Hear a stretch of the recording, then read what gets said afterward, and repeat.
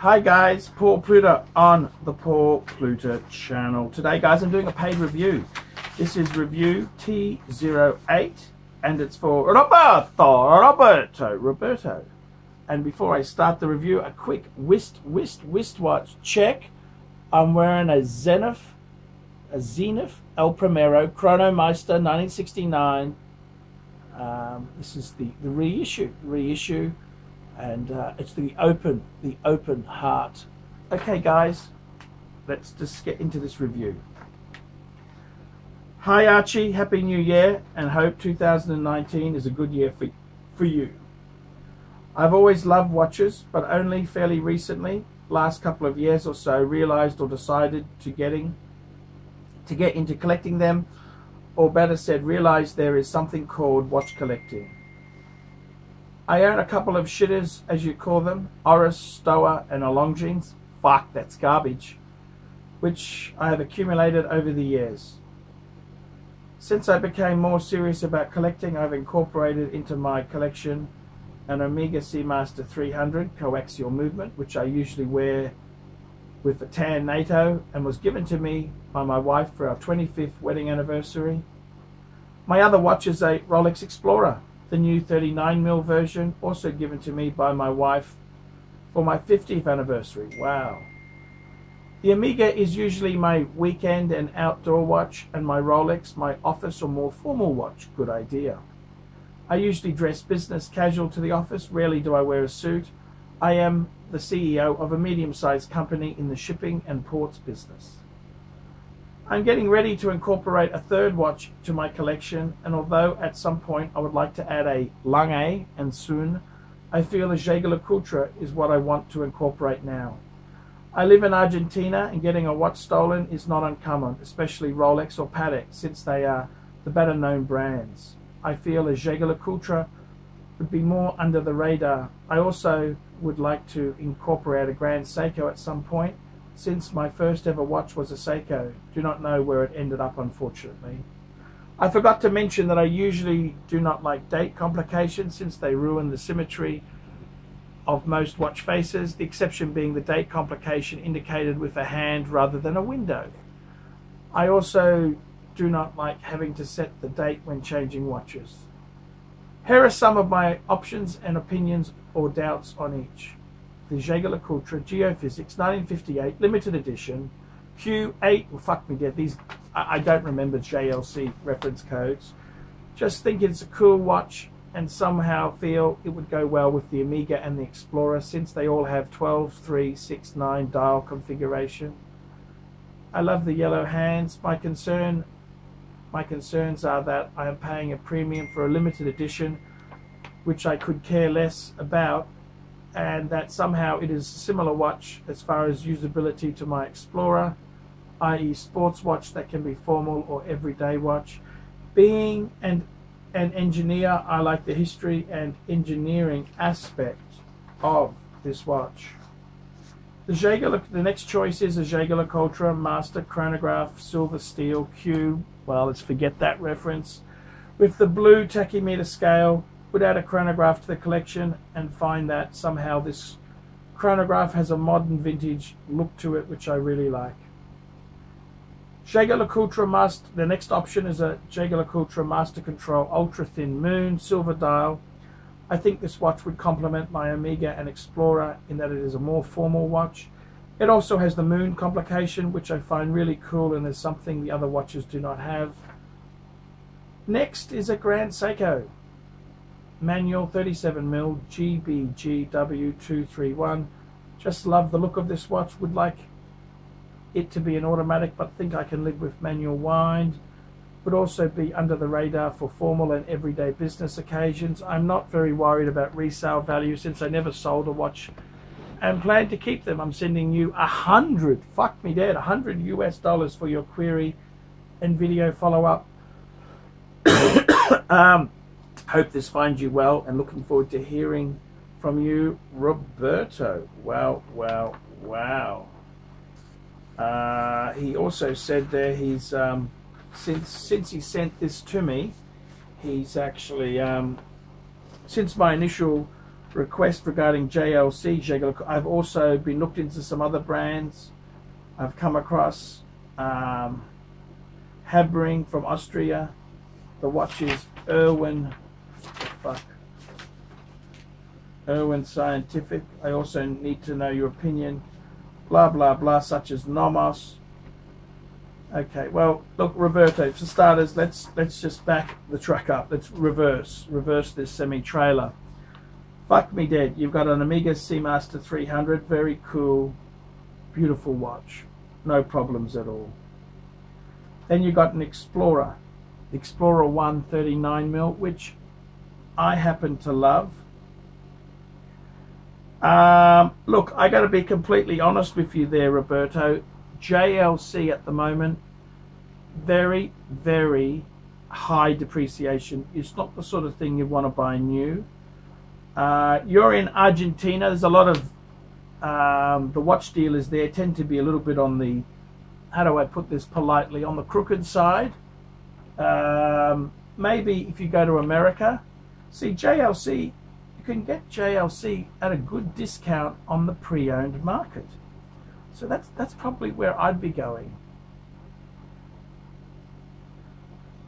I really think, I got to be honest with you, you think a date complication is a pain in the ass to set. A moon phase is even a bigger fucking pain in the ass. My own view, what would I do? I tell you what I would do. Seriously, please, listen to me, listen to me, listen to me. It depends on what budget you've got there. You've got the Seamaster, you've got the Explorer. If I were you,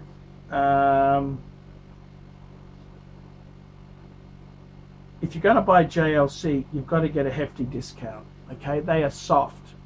Okay, I don't think the dealers in Argentina would give you 30% off, but that's what you need to get because they drop a lot. Okay, JLC is just the sort of brand it is. I would jump on Chrono 24, see if you can, I don't know if you do business trips to America or something, but you may be able to get that watch at a good deal. If you're going to buy a watch in Argentina and pay retail by new, my advice to you would be to get a sports Rolex. I reckon the perfect watch for you would be something like a GMT, the black, because the Batman's hard to get, or an Explorer 2. Okay, that's a really cool watch. But you said you don't, you want a simple, you like simple sort of things. I think a Lange could be good to go for, but with Lange, man, you want to make sure you don't really want to buy that new either. Lange has some depreciation there. Now, I got to be frank with you. I got to be frank with you. I wouldn't be paying extra for JLC limited editions. I don't think they're worth it at all. I also don't like JLC ultra thins because the problem with any ultra thin, I had an ultra thin movement, a JLC ultra thin movement in a AP Royal Oak I had, and it doesn't have the same tolerances as a conventional watch because it's ultra thin. It doesn't last as long. Okay, it's a compromise. So my advice to you, realistically, I would be getting something beautiful. I think you got to work out what function do you want. I tell you, a really beautiful function watch I've got is the Zenith El Primero. It's a chronograph. It's the first automatic chronograph. This was when the race was on. It came out in 1969. And there were basically three contenders for the first automatic. Seiko, there was Seiko, there was Zenith, and then there was the Caliber 11 in the Hoya consortium. Now, probably the best one, we're brand snobs, so we can't give credence to the Japanese, but the best Swiss one was the Zenith because it was a movement with the chronograph function built into it. It was always designed to be a chronograph. Whereas the Hoya Caliber 11, it was a module-based chronograph, which means it was an add-on. So, I mean, something like that is beautiful. Zenith, it's a special I think it's a cool piece. JLC, I wouldn't be buying that shit new. You got to buy it used. Buy it used. I would seriously say to you,